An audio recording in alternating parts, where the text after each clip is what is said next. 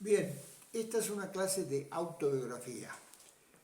La idea de este video es que cualquiera pueda escribir la historia de su vida, siguiendo ciertas reglas. Eso es lo más importante.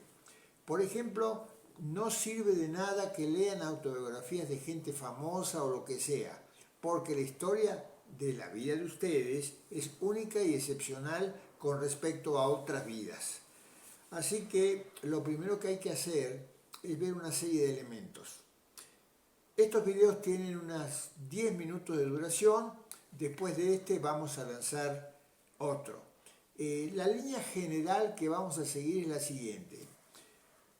En primer lugar, ¿qué disciplina tenemos para escribir? Porque la autobiografía es un género.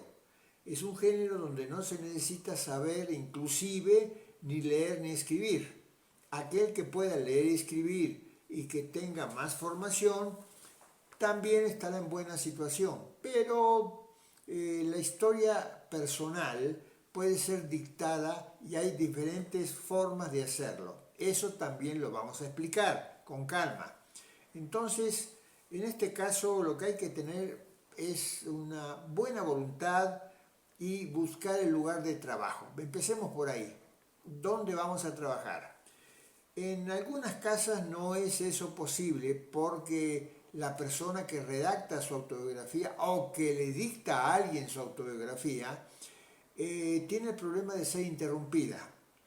Cuando uno se mete dentro de uno mismo, porque eso es la autobiografía, meterse dentro de uno mismo, resulta que está concentrado viendo su interior, hechos, sucesos, cosas que pasaron, y si uno es distraído, uno se detiene porque alguien le pide algo, entonces viene resultando que faltarían o tendría que retomar la narración 15 minutos después. Eso es lo que generalmente tarda la gente en agarrar lo que se dice, entre comillas, el patín. Es decir, en poder reconectarse con ustedes mismos. El que pueda trabajar en su casa es magnífico. El que no pueda, porque además está el problema de la gente que interrumpe. Por ejemplo, ¿qué estás escribiendo? No es recomendable comentar qué está haciendo uno. Lo mejor es decir que uno está trabajando en un árbol genealógico de la familia que cuando lo termine lo va a mostrar y nada más. ¿Por qué digo esto? Porque si uno empieza a contar y hablar de algún suceso que a otra gente de la familia no le parezca, no vas a escribir sobre este personaje, puede decir la familia, y ahí se para y se detiene todo. El mejor freno para una autobiografía es la interrupción de la gente que rodea al autobiógrafo. Entonces, debemos seguir buscando los lugares. Por ejemplo, en un café donde está el ruido de las tazas y la gente, si a uno no lo molesta a nadie, el ruido del medio ambiente acompaña al autobiógrafo. Se puede concentrar, se puede meter en la historia.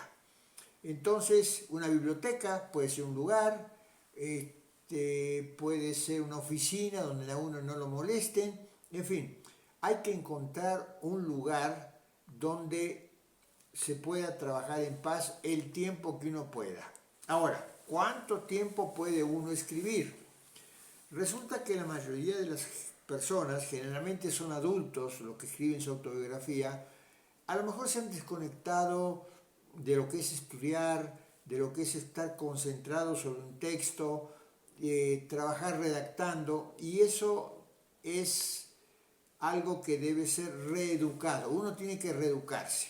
Entonces, ¿cuánto tiempo se necesita diario para escribir una autobiografía? Eso depende del autobiógrafo. Puede ser 1 minuto, pueden ser 3 horas. Ahora, lo importante es la continuidad. Debe de haber una continuidad en el trabajo. No sirve de nada escribir un día 3 horas y después olvidarse por 6 meses, porque a los 6 meses uno se va a dar cuenta precisamente de que pasaron 6 meses y a lo mejor no se sigue escribiendo. Aquí lo importante también es no mostrarle a nadie, a menos que uno tenga confianza, el trabajo. Por supuesto que ayuda el tener, por ejemplo, un contrato que se haga con una persona que no sea alguien de la familia, porque eso puede causar problemas, como cualquiera se puede dar cuenta. Tiene que ser, si es posible, alguien desconocido. Por ejemplo, tomar a alguien que venga a redactar, uno cuenta, viene una persona, digamos, durante 2 horas los martes, esa es una de las ideas, se le paga, no hay problema, y hay que ponerse de acuerdo con él que si no viene, si uno no desea trabajar ese día, igual se le paga, porque la persona viene. Eso crea una obligación. Y sobre todo porque llega esta persona y uno muchas veces el autobiógrafo dice, ah, caray, hoy no tengo ganas de contar nada. Pero como tiene que pagar y como está la persona que lo ayuda, comienza a hablar. Y comienza a hablar y va agarrando el hilo y va saliendo de ahí parte de la historia. Recuerdo el caso de 2 señoras que trabajaban en una oficina pública que se juntaban a las 9 de la noche en su casa para una comida, digamos, creo que era el jueves, y entonces una le preguntaba a la otra qué había escrito, la otra lo leía, se leían mutuamente sus trabajos y lograron escribir un libro de cuento entre las dos, una cosa así como 6 meses. Yo estuve en la presentación y me pareció sensacional, pero sin interrupciones y sin que nadie moleste. Entonces, para obtener resultados en este asunto, no preocuparse por si se va a publicar. Si se publica no importa. Lo que importa es que se escriba todos los días. ¿Para qué escribe la gente? Bueno, quizás para dejarse a los hijitos, que muchas veces a la parentela le interesa un pepino lo que hace esta persona escrita.